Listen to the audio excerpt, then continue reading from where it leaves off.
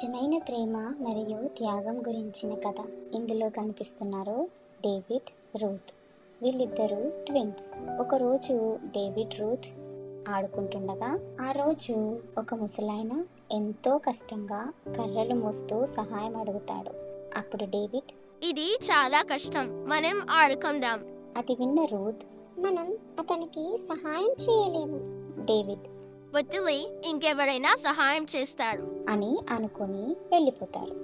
అప్పుడు ఇదంతా గమనించిన డేవిడ్ అండ్ రూత్ వాళ్ళ తాతయ్య అంటారు, ఈరోజు సహాయం కావలసిన వాళ్ళు మీకు ఎవరైనా కనిపించారా పిల్లలు? అప్పుడు డేవిడ్, రూత్ తల కిందికి దించుకుంటారు. వాళ్ళ తాతయ్య అంటారు, రండి, నేను మీకు ఒక ముఖ్యమైనది చూపిస్తాం. ఇది నిజమైన ప్రేమ మరియు త్యాగం గురించిన కథ.